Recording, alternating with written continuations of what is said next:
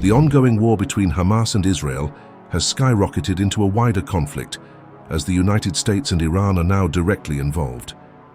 Iran backs Hamas in Gaza, Hezbollah in Lebanon, and the Houthis in Yemen, while the US and its allies support Israel to counter Iran's influence. From Yemen, the Houthis are attacking ships linked to Israel, the US or the UK, to force an end to Israel's campaign against Hamas in Gaza.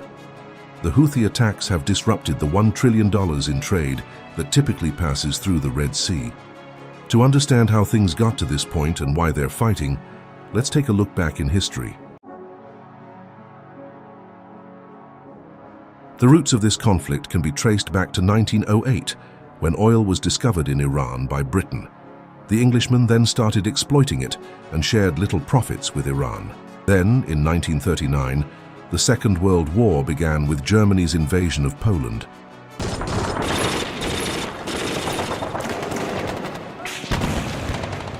Iran's strategic importance increased as the war progressed. It produced over 8 million tons of oil, essential for the British and United States war effort. While officially neutral, it had friendly ties with Germany. The Allies feared that if Germany gained control of Iran, it would threaten British oil interests and provide a strategic advantage for Axis forces in the Middle East.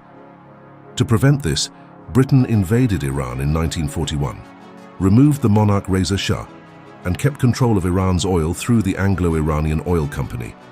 Reza Shah was replaced by his son, Mohammad Reza, who acted as a puppet ruler.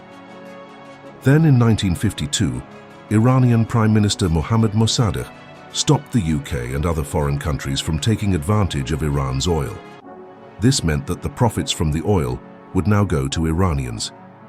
In August 1953, the Shah, Mohammad Reza, tried to get rid of Mossadegh, but Mossadegh was very popular, so the Shah was forced to leave Iran instead.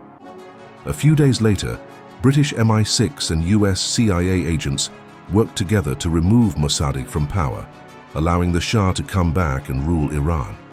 He cancelled Mossadegh's laws and became a close ally of the United States during the Cold War in the Middle East. The Shah of Iran was overthrown by a religious leader named Ayatollah Khomeini, who declared Iran an Islamic republic in 1979 and cut all ties with the US. However, the US remained allied with countries near Iran, including Israel, Iraq, and Saudi Arabia, and provided them with funding and weapons.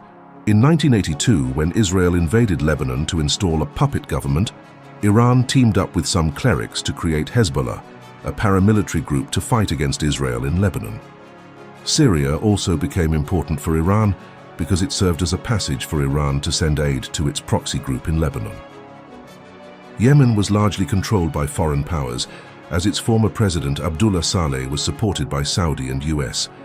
But in 2011, a protest forced President Saleh to step down. By 2014, a rebel group called the Houthis took control of northern Yemen and then captured the capital, Sana'a. The next year, they gained control of much of western Yemen as well. Worried that the Houthis would take over the entire country, Saudi Arabia invaded Yemen with help from the US. In response, Iran started supporting the Houthis, and since then the group has taken control of most of Yemen. In early 2011, a series of political and economic protests in Egypt and Tunisia broke out. These successful revolts, dubbed the Arab Spring, served as an inspiration for pro-democracy activists in Syria.